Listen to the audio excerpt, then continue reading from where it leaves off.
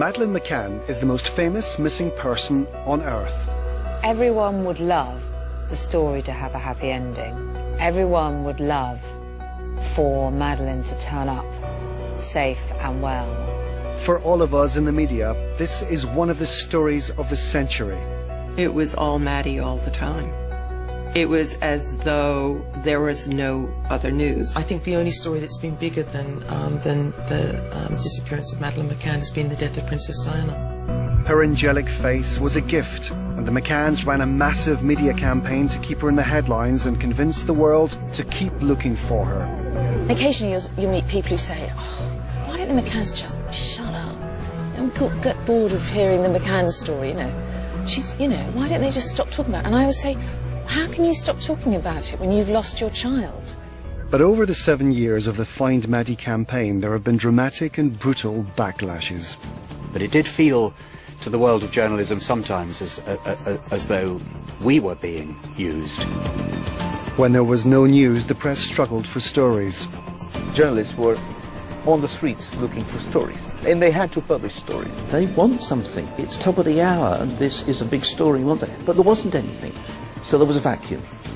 And in that vacuum, things started to get, shall I say, rather creative. The monstering of the McCanns by the British media is one of the most shameful episodes of the British Free Press. It was a story that would end up in the High Court, costing the British media hundreds of thousands of pounds in damages.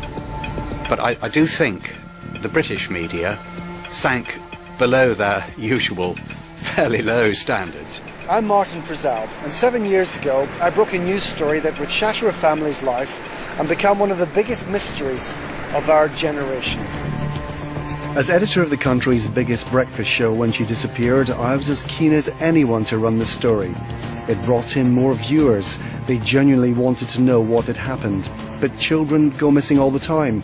What was it about this little girl that continues to obsess us 7 years on?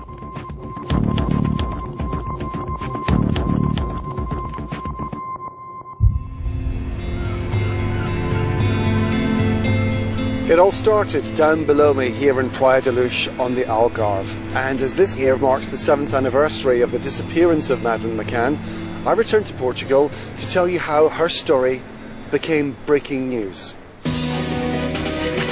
On May the 4th, 2007, I was the editor of the country's most popular breakfast show, broadcasting to millions of viewers every day. It was a Friday. It was just after 8 a.m. and the mood was light-hearted. Take it over the show. We were having a generally jokey moment on a Friday morning, and suddenly, and I think you can even see on the footage, I sort of go a bit like that, because the call came through in my earpiece saying, "You're going to do an interview with a woman. She's really concerned about her friend. Her friend's child has gone missing and she's desperate for help." We got some more breaking news for you this morning. Very serious story is developing and is coming through to us. And it's that a 3-year-old British girl has gone missing in Portugal. We can speak now to Jill Rennick, who's a family friend. What can you tell us about what happened? They were just, watching the hotel room and going back every half hour. And the shutters have been broken open and they've gone into the room and taken Madeleine. I was taking a punt with the story, but I suspected that it was going to be big. If you as the editor hadn't been in the gallery giving instructions, I'm not sure that the producer of the day would have put that call through to the studio, because it's such an unusual thing. It almost needed the kind of authority of the editor to say, let's do it. They'd left about 8 and went back in at 9 and they were fine, and then back in at 10 and she was gone. She mentioned that Kate, who she called her friend, was really worried and really panicked and frantic, as you would be. She mentioned that she didn't feel that anyone was really looking for Madeleine at that time. And already I was thinking, God, this sounds awful, what's going on? They're just having to wait till people help them. They've been looking themselves. They walked along the hedgerows and they've been out shouting, but there's nothing else they can do unless they get support from the police over there or the police here. Well, suddenly the mood of the whole show changed, I think, from that moment on air, that it wasn't a fun Friday moment. You were aware that something big was happening. What do you remember about coming off air and what happened then? You said, I think you need to pack your bags, I think you've got to go out there, I'm going to go and see what's going on. So I did that essentially. I ran home and chucked some clothes in a bag and headed on out to Portugal. My instincts had been right. The story that we just broke in was developing fast, and with Kate on her way to the airport, the news started to gain momentum with other TV bulletins and press. By lunchtime, it was headline news. They checked on 3-year-old Madeleine and the younger twins frequently. But on one of those checks, they found Madeleine had gone. I remember seeing the Maddie story on GMTV, first of all. And it just very quickly gained momentum. Some stories appear and then disappear quite quickly. But this one really had legs, I think, for any parent, well, anyone, but any parent, any mother of a child of that age. It kind of hit me in the chest, you know, in a way that not that many stories do. It's hard to imagine any one story that could have more, could have ticked more boxes, rung more bells in the human psyche than this story. I mean, it's every parent's nightmare, big cliche, but it is true. It had all the ingredients. It was a beautiful young girl, 2 devoted parents, 2 other siblings. You know, they were on holiday. They had that factor. It could have been any of us. Here in this tiny Portuguese holiday seaside town, the locals and journalists had no idea what was about to hit them. Children just don't go missing here. This is Praia de Luz. This is a little sleepy, family-friendly village. What's gone wrong? What's happened? This was about to become one of the biggest news events of the decade.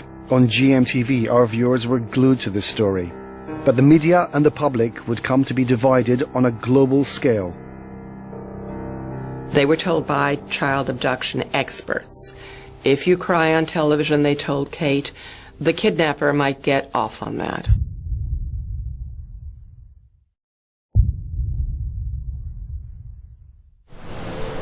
In May 2007, GMTV broke the story of the disappearance of Madeleine McCann. I was its editor, and now I'm back in Portugal to find out what was it about this story that gripped the world's media. So then the ball had started rolling on one of the biggest news stories of the decade, the story of a little girl who would become the most famous missing person on Earth. Local journalist Paul Luckman was one of the first on the scene. It just seemed to catch everybody's imagination in a matter of hours, really. I would think there's film crews from nearly everywhere in the world were here. It spread like wildfire. For this sleepy village, our news team and hundreds of other journalists would transform the idyllic lifestyle forever. What was the scene that greeted you when you arrived back home? You couldn't move around the area, around where the supermarket is and where the apartment was. You couldn't drive. I'd drive through there. You couldn't. There were vans, cameras, journalists, police, obviously, everywhere.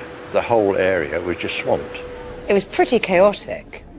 I mean, within the first 2 days, there was a bank of cameras and reporters all the way down the road, all lined up, all reporting in, 20 different languages.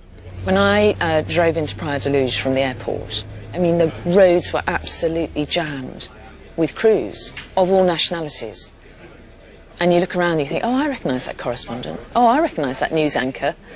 All of them standing in the shade, waiting for something to happen. We went to have a look around the resort, and Kate and Jerry McCann came out and walked down the road, and everyone was just, well, first of all, we didn't know who she was initially, and then someone said, that's her, that's the mother. So we ran over to start filming, and immediately the police were there and saying, don't approach them, don't approach them.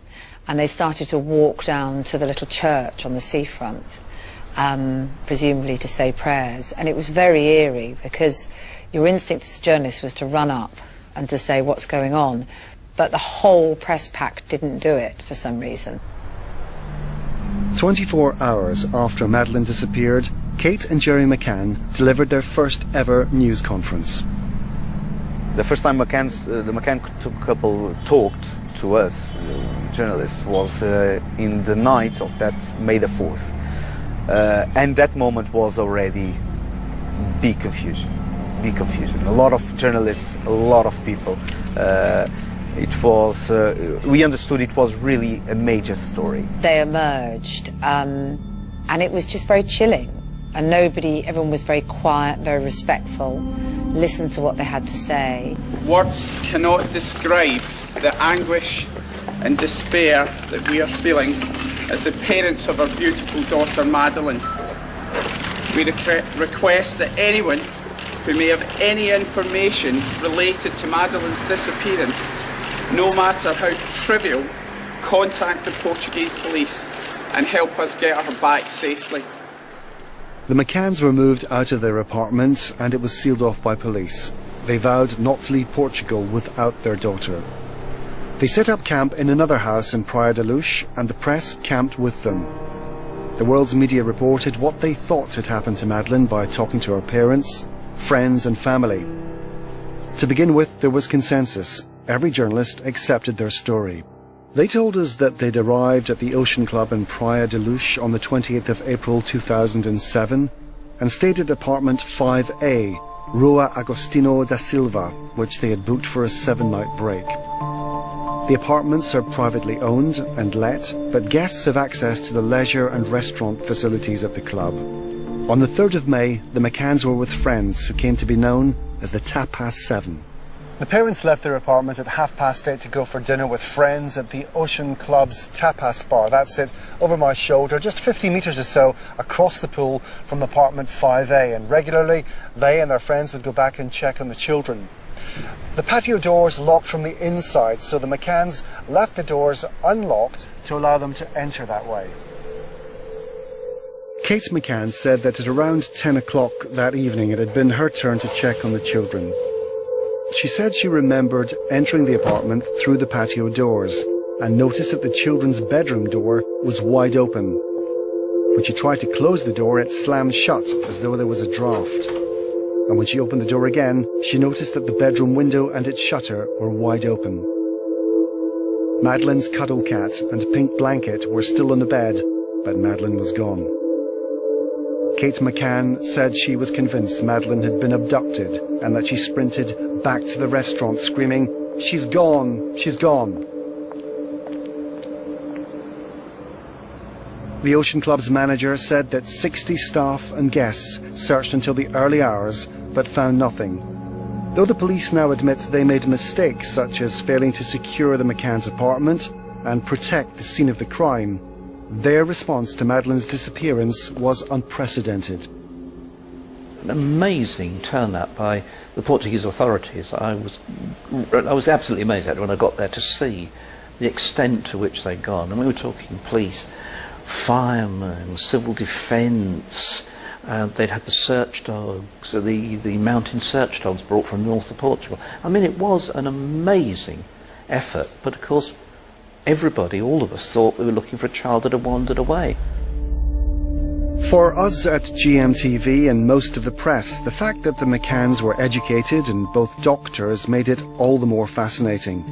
But not surprisingly, neither had ever had to deal with the media before. At first, the representatives of the holiday company helped them out. We are grateful to all of those currently taking part in the search for our daughter Madeleine. It was just 2 days since Madeleine's disappearance, but the McCanns' relationship with the media was already starting to fracture. I think maybe some of the Portuguese press almost felt, or the way it was written, almost made it seem like they were almost being insulted by having so many people there. I think they didn't want to think something bad had happened on their patch. And Portuguese public opinion was equally divided. In Portugal, we are more protective of children. We wouldn't leave home leaving your child over there sleeping alone. Even if you are close, you wouldn't do that. Nobody understood pretty well why the prosecutor didn't want to charge the McCanns for neglect. They couldn't understand why a child wouldn't be with its parents at dinner, because the Mediterranean way or the Portuguese way would be to have all the children with you if you were out at a tapas bar. So they didn't understand that, but mostly I think they just didn't believe that that could happen. They just didn't believe it. The rules of exchange between the police and the press are very different in Portugal than in Britain. João Tiago is a journalist who's worked for both Portuguese and British media. The idea in Portugal is that quiet investigations are more effective than, investigations with a lot of publicity. So what they do, they have the law secrecy status, and that law secrecy status don't allow police to talk about the content of the investigation. So they can say, we are investigating this, the first signs of the crime were this and that, but they don't go much further. 3 days after Madeleine's disappearance, the McCanns felt like not enough was being done to find their daughter, and they wanted to know why. Madeleine was front-page news again, and in an unprecedented move, the British government flew a media expert to Praia da Luz to advise them. I can't ever remember where the government has acted as a PR advisor stroke minder for a family in a situation like this. This is just one of the factors that make this story so extraordinary. The McCann's mission was to keep Madeleine in the papers and on our TVs. At the start we had unparalleled access to the McCanns, however difficult it seemed for them. You had this incredible face of Kate McCann, and I find it difficult. We've seen so many grief-stricken mothers, but there was something about her face that it was like every woman, it was etched on her. I was as desperate as anyone to find out what was happening, but like many journalists at the time, I was also becoming aware of the McCann's media campaign. Jerry is he probably wasn't always this way, I'm guessing. But he is now, or at least was when I interviewed him, very rigid, very stern, very defensive. They were told by child abduction experts, if you cry on television, they told Kate, the kidnapper might get off on that, horrible though that sounds. So she had to keep a stoic face on television. She couldn't weep, she couldn't look distraught, and so she looked kind of like a robot. She looked mechanical, not only, to her friends or in Praia da Luz, but all over the world on TV and on the internet and in newspapers. So that backfired because everybody, including the police in Portugal, including the news outlets, were saying, how come the mother isn't crying? Her child is missing. When people say to me, she was too composed, I think she was not composed. She wasn't composed at all. She was absolutely distraught, but she just wasn't doing it in a very overt way. She was holding it together. And they often say, don't judge us until you've walked in our shoes. You don't know how you would be if your child was taken. The McCanns were at a crossroads. The police wouldn't talk to them, the press was starting to report rumours, and their little girl was still missing. It was now that they decided to take hold of the campaign themselves. The government became concerned with the rumour mill too, and flew out the former journalist Clarence Mitchell from the Cabinet Office to advise the couple. And the McCanns hired their own personal PR expert, former parliamentary candidate and friend Justine McGuinness. You can see how the McCanns reached the conclusion that they did, that they were desperate about their daughter. They didn't want the trail to go cold. They needed a huge amount of attention. They needed the police pressure to be brought on the police to do everything they could. It will have struck them that professional PR would be the right way to do it, and in many ways it was. But the sheer professionalism of it, I think, troubled journalists. The McCann's public relations team would try to control every move that the McCanns made and every word they spoke. But public relations on this scale is a huge challenge. We have a flash here from the Press Association Newswire saying that Diana, Princess of Wales, has died in a car crash in Paris. Michael Cole was responsible for handling the press on an equally major story. Dodi Al-Fayed and Princess Diana were killed in a car crash in 1997. You, I hope, never lose sight of your own humanity. You never lose sight of what the story is, but you do not disregard the perfectly legitimate interest that the media has. Sometimes they don't express it terribly well, sometimes they can be a bit difficult, but they have a legitimate job and they have to be treated with respect. 9 days after her disappearance, Madeleine turned 4 years old. In her hometown of Rothley in Leicestershire, an all-night vigil was held. In Portugal, her Catholic parents attended another mass. Madeleine was continuing to make news all over the world.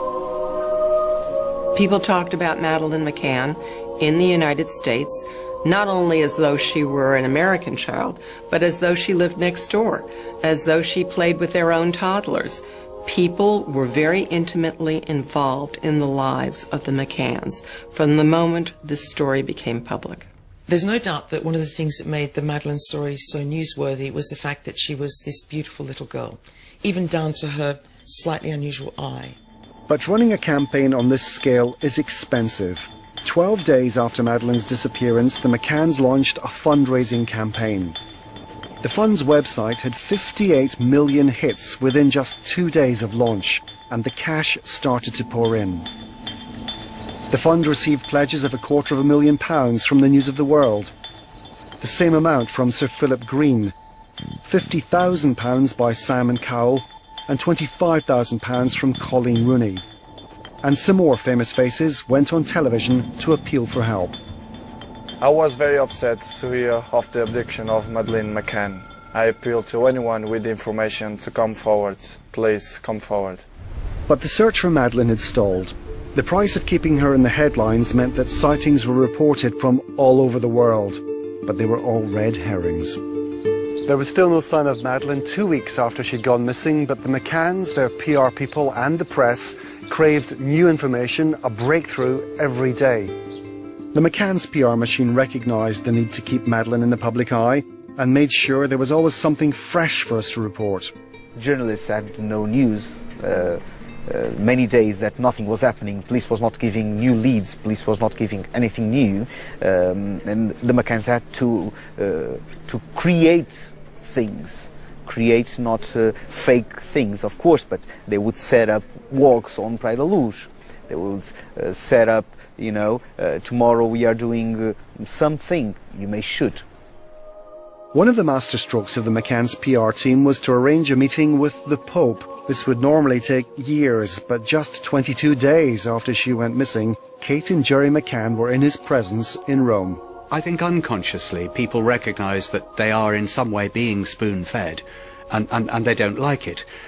And if poor Mr. and Mrs. McCann have experienced any sort of hostility from the public, and they have, and it's been awful and completely undeserved, it will partly be because the public have noticed, perhaps unconsciously, that the campaign has been being run in too professional a manner.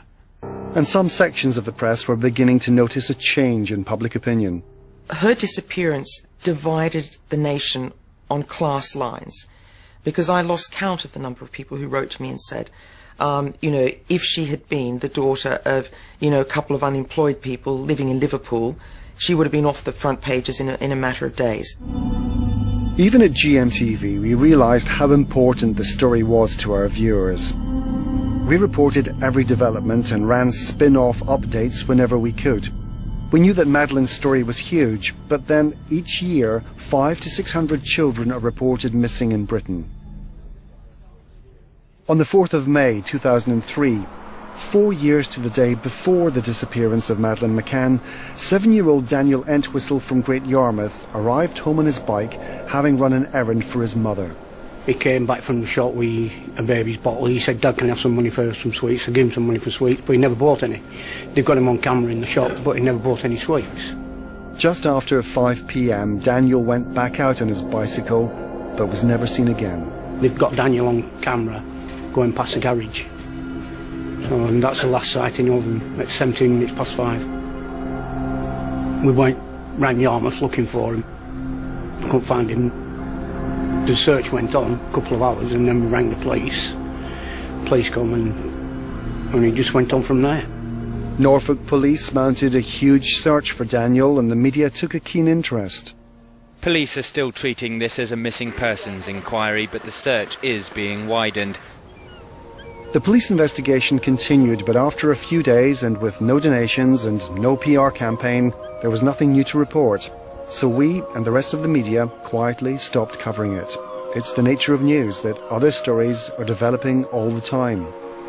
11 years on, Daniel's still missing. I've got 110% respect for Madeleine. I hope she does get found. But I can't understand why they're in the paper every couple of days.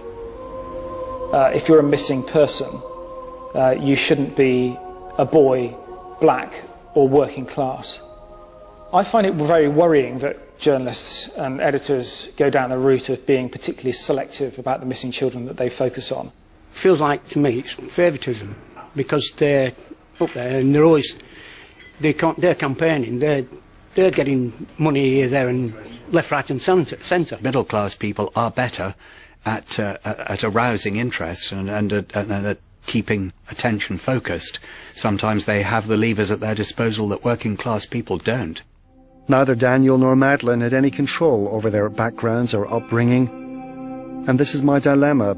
The media has the final say on who gets their attention and why, and it all comes down to selling papers, gaining readership, and for us, connecting with the viewers and winning the ratings war. There's no doubt that any new development with regard to the Madeleine McCann case would sell newspapers, 70,000 extra, 80,000 extra, whatever it was, a considerable number. I think it's obvious that the media was far more interested in circulation and viewership than the fate of this poor little girl. It was something that every media outlet wanted for themselves. They wanted 30,000 extra newspapers on a daily basis. They wanted 2 million extra viewers, and they got them. As a father and a television producer, I was concerned about the fate of this missing little girl, but there's no doubt her story sold papers and boosted ratings. By early June, and with no real new news to report, the media started asking tougher questions. The fragile relationship between Kate and Jerry and the press started to break down. The British media loves to sell newspapers, loves to gain viewers, and how do you do that? You implicate the parents.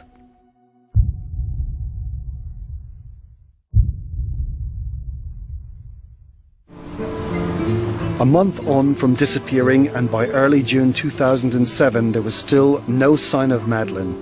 Her parents were still in Portugal, and developments in the case were few and far between. But by now, my team at GMTV and the press were under intense pressure to deliver something original and fresh every day.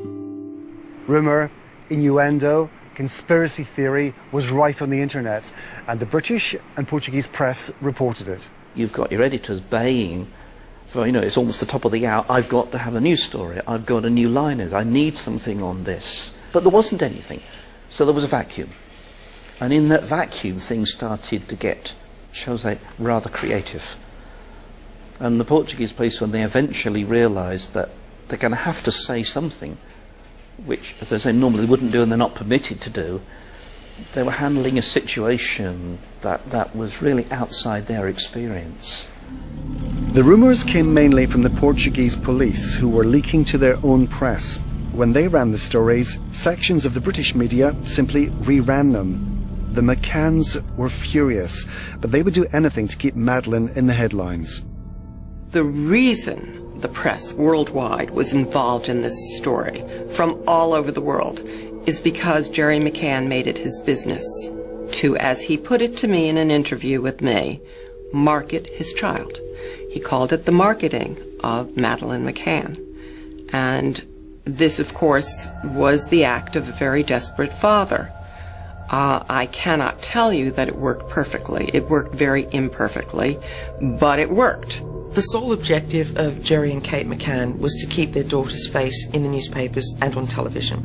That was their sole objective because they knew that would be the best way of finding her. 6 weeks after Madeleine vanished, there had been several suspects, a handful of sightings, dozens of rumours, but few facts. But every new development in the case kept Madeleine on the front pages of the tabloids and the top of the news bulletins. Murat can be seen chatting to police officers as he projected himself as a local man helping investigators. Robert Murat was made an official suspect by the Portuguese police. The house he shared with his mother was raided and the press went to town. The press talked itself into a state of hysteria, but believed that they might have found the right person, and then reported that belief as though there was much more credence could be attached to it than ever could. In a sense, it was an innocent mistake, in that hysteria is an innocent mistake, but still it was hysterical and it was unprofessional. The McCanns stayed out of the spotlight on the story, never commenting on it officially. But Robert Murat and his family were chased by the British media for months. Kate and Gerry McCann would be next. In mid-July, 9 weeks after Madeleine's disappearance, British sniffer dogs trained to smell blood and dead bodies were called in to examine the McCann's apartment and hire car. The apartment had been sealed off since Madeleine went missing, and corpse odour was apparently discovered in the McCann's bedroom by the wardrobe, in the living room behind a sofa, and outside on the veranda, and in a flower bed. And a car that the McCanns had hired to spread the word of the campaign 25 days after Madeleine's disappearance was also apparently found to have corpse odour in the boot. The press had a field day. What followed was a sustained, inaccurate and malicious series of headlines in newspapers suggesting somehow that the McCanns had been involved with the death of their own daughter. We can't show you those headlines, but they were so cruel that even the Chief Constable of Leicestershire himself appealed to the press twice to show restraint, but not all of them did. The monstering of the McCanns by the British media is one of the most shameful episodes of the British Free Press. It should not have happened. Perhaps it was the heat of the Algarve sun, or the fact that they were a long way from Fleet Street. A collective madness seemed to afflict the whole of the British press corps. 128 days after Madeleine disappeared, the media had the massive story they'd been waiting for. On September the 8th, the McCanns were hit by a bombshell. Having been interviewed separately by Portuguese police, they were made arguidos, suspects. I think people were baffled, and I think by that point there was such an appetite for the story, and I think it just created, in a sense, a new direction to take the story. Whether or not you believed it was true, it was a whole new area. The police, I think, pretty clearly said, I think it will be a good time to go home now. And once they'd gone home, that was a day of, shall we say, quite frenetic activity as they left the house, the villa they were then staying in, and drove to the airport. And once they'd gone, it started to wind down. I can remember as I drove back to the airport almost feeling like I betrayed them, because I was accepting that they were slipping from the top of the news agenda. And it felt like a terrible act of betrayal to be leaving Portugal without them being found, without Madeleine being found. 4 months and 11 days after the start of their family holiday, the McCanns packed their bags and flew home as chief suspects in the disappearance of their daughter Madeleine. Within days they were turned on by some of the media who reported any story they could find, however far-fetched. Look, they were the ones who hauled the press in the first place. They were the ones who kept the press going whenever things got quiet. So let's put it this way. The McCanns were in bed with a very, very difficult ally. And they hated the ally, but they needed the ally. But the McCanns fought back. Clarence Mitchell quit his post in the government's cabinet office to become the McCanns' full-time spokesperson. I will simply be representing Kate and Gerry as a private individual, one who believes utterly that they are entirely innocent of any involvement in the disappearance, let alone the death, of their daughter Madeleine. But this move also fueled the suspicion. A lot of people think that public relations or having a spokesman is some sort of penicillin. It's not. Public relations only works if a product is good. The McCanns seem to be losing the campaign. Sections of the press were more interested in them as suspects than looking for Madeleine. But despite the negative coverage, the McCanns fought on. There's no doubt that news about Madeleine McCann, however contentious or libelous, sold newspapers and increased ratings. As editors, it's an incredibly fine line that we tread. You ask whether editors deliberately perpetuated the story. I don't think that it was a cynical decision. It's not like, yeah, this is great telly, let's keep it going. It was a story that kind of begged to be covered, because there was always something happening. There was always something new, a development that you could find, and this incredible mystery at its heart, which still goes on. In evidence given to the government's Culture, Media and Sport Committee, the former editor of the Daily Express confirmed that running stories about Madeleine increased their circulation by many thousands a day. But he rejected fabricating stories just to increase sales. The competition brings out the good, but unfortunately the downside is that in the straining to be first and the straining to get scoops, they can push the boundaries, ethical boundaries, far beyond where they should be. Until Madeleine went missing, newspaper sales across the board were in decline. But between April and June 2007, the period when Madeleine went missing, average monthly readership of the Daily Star rose by over 25,000. The Mirror rose by almost 30,000. Whether or not the rise was as a result of splashing with stories about Madeleine McCann is open to debate. What isn't, though, is that some papers paid a heavy price for their obsession. In March 2008, the McCanns sued for libel. They singled out the Daily Express and its sister newspaper, the Daily Star, as well as their Sunday stablemates. It was a high-risk but effective warning shot to the rest of the media. Despite their campaign's objectives, the McCanns were prepared to fight the press if they continued to make up stories about them.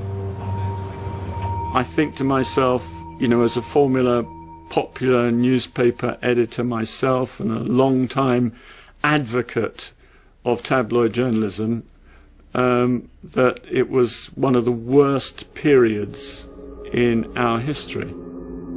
On March the 19th, the McCanns accepted £500,000 of libel damages and front-page apologies from Express Group newspapers. Overall, long-term trend made no difference whatsoever. And later you could say that it helped to eat into their credibility. So I think it was a bad episode, a huge mistake. The McCanns sued the Express to make an example of them, but the broadsheets also flew close to the wind. Broadsheet press often pick up on the salacious stories that tabloids do and simply treat them in a different way that makes their readers feel better about themselves, because they believe that they're analysing the story rather than showing a kind of unhealthy interest in the story. On the first anniversary of the disappearance of Madeleine, the McCanns attended a church service in their hometown of Rothley. In Praia de Luz, the media waited for the McCann family and friends to leave the Portuguese church service and release balloons in memory of Madeleine.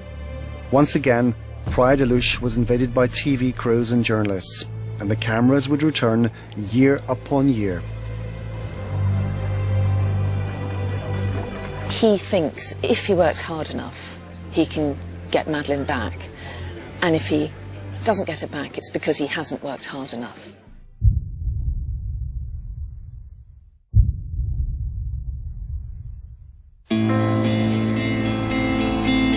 On the 1st of July 2008, 423 days after the disappearance of Madeleine McCann, the Portuguese police halted their investigation. 3 weeks later, the arguido status against the McCanns and Robert Murat was lifted.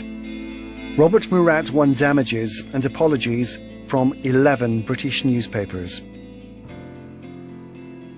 I'm normally pretty robust in defending the press, knocking anybody around a bit in their search for the truth. But I do think the British media sank below their usual fairly low standards in the treatment of Robert Murat. Kate and Jerry McCann suffered the tragedy of losing their daughter while on holiday, the horror of being named suspects by the Portuguese police, and the despair of the media accusing them of her murder. But now they were free of accusation. They could concentrate again on their campaign to find Madeleine. They needed to keep her in the public eye. I've interviewed Kate and Jerry, I guess, probably 4 or 5 times. And I said to Jerry that what I always say about him is that I believe that he thinks if he works hard enough, he can get Madeleine back. And if he doesn't get it back, it's because he hasn't worked hard enough. And he kind of said, yeah. In July 2008, they were hit with another shock. The lead detective on the original investigation released a book claiming Madeleine was dead and the McCanns were somehow involved.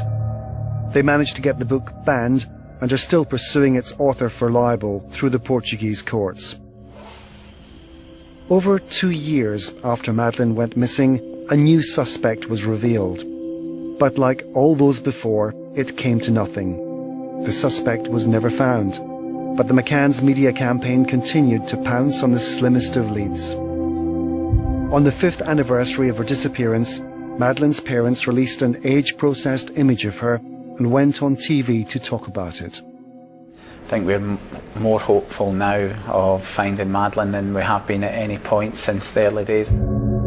On what would have been Madeleine's 8th birthday in 2011, the McCanns released their own book, which addressed some of the criticism they'd received since she disappeared.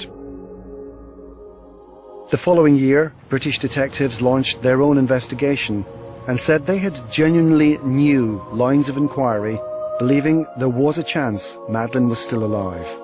It feels as though the British police are trying to unravel kind of a spaghetti of information from those early days. And so, yeah, it still feels like there's a constant cycle of hope and confusion and disappointment and frustration, really, very similar to we had in those first few hours and days. 7 years on, we still have no idea what happened to Madeleine McCann. But her mother and father are as determined as ever to keep her memory alive. Police today confirm they're looking for a man who sneaked into... With every news story that emerges, the McCanns are back in the spotlight, and Madeleine's back in the news. They've had more exposure,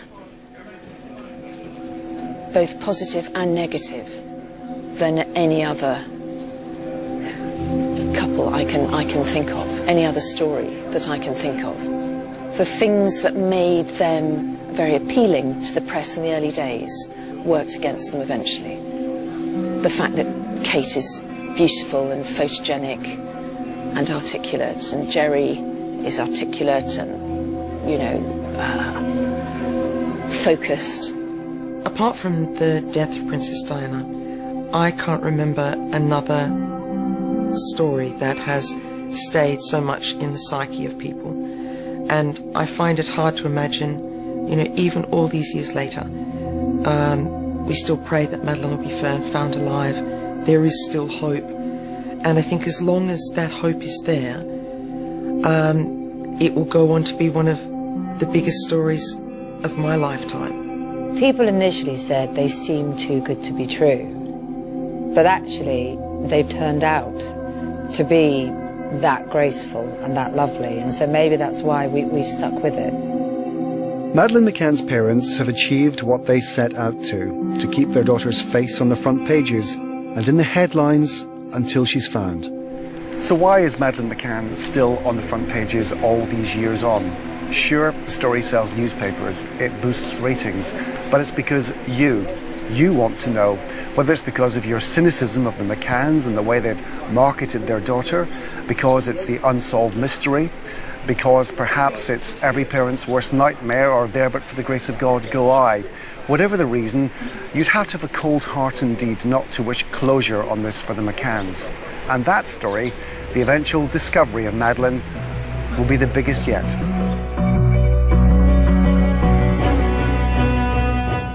Tonight at 9 here on Channel 5, we follow the staff and patients at the neonatal unit at the Liverpool Women's Hospital, where fragile lives hang in the balance in new miracle babies. Next, though, there's a rhino in my bed, and he doesn't half snore.